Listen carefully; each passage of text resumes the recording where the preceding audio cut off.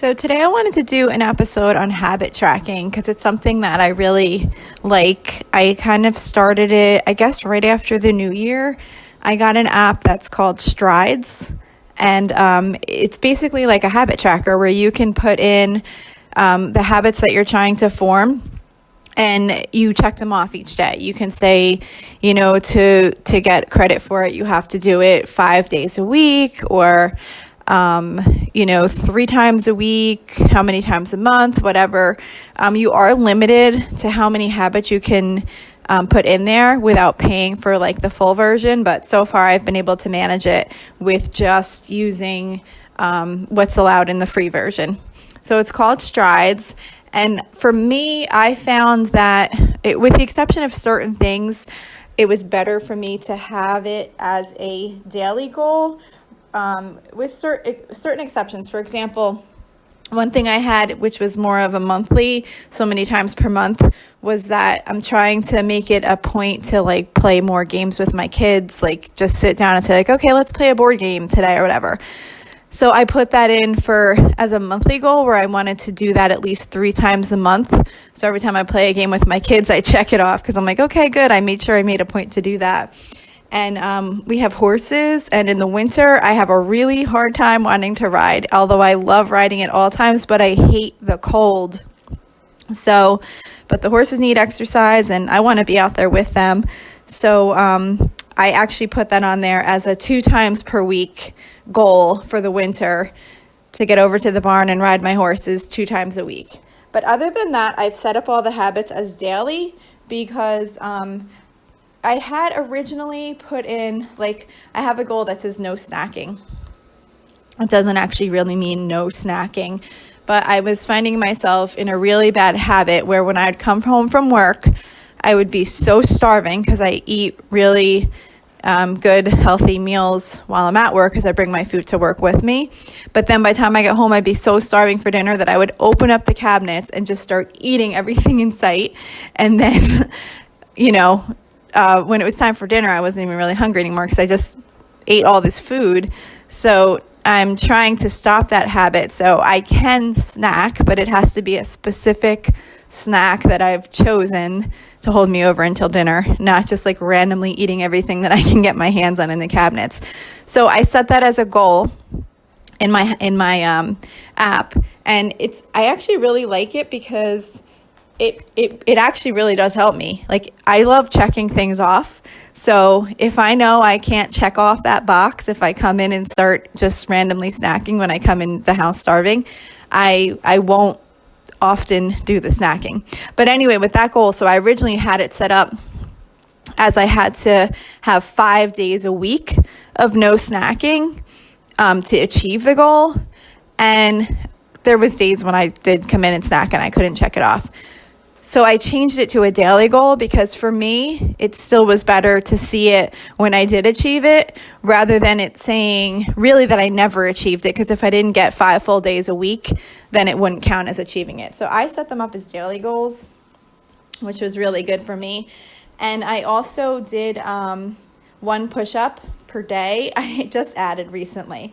And the reason I did that is because I do a treadmill workout every day and I ride horses and everything, and that's kind of all my legs, but I really could improve my upper body strength.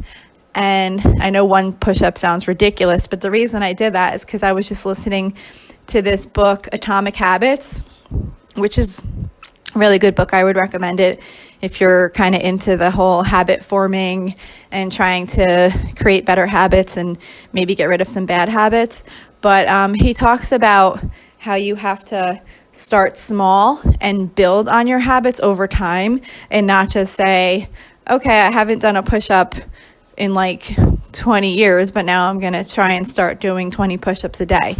No, just make a habit that you're going to do 1 push-up a day. It's easy, it's achievable, and it's moving you towards your goal. And actually, I found like today, I did that goal, that habit, and I'm so far only able to do girl push-ups. I can't do a regular full push-up yet, which I know probably Sounds crazy to some people, but that's where I'm at. But when I went down to do my 1 push-up, I wound up doing 3.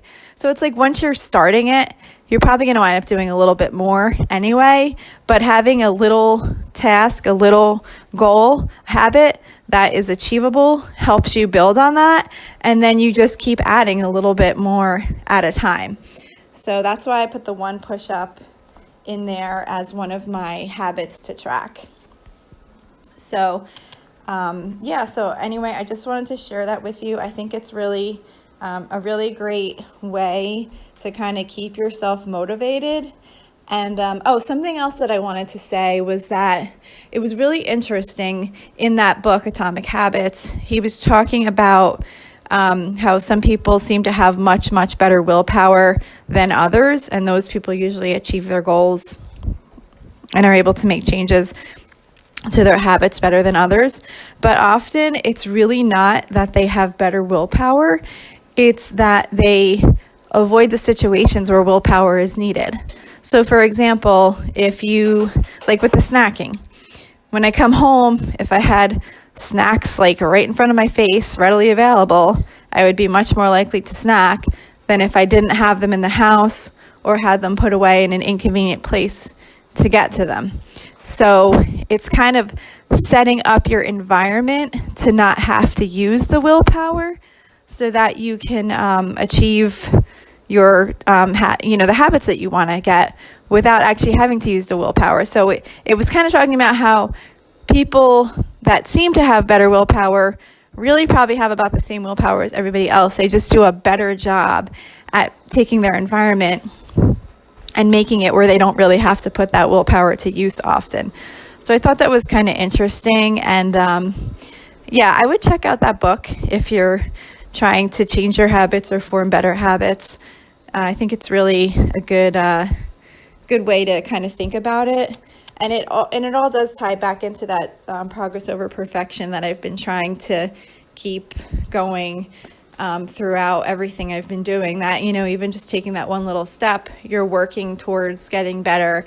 It's not just, okay, tomorrow I have to do all these things perfectly and this is my new life. No, you're building on it and taking these little steps to make yourself better over time and not trying to change everything at once.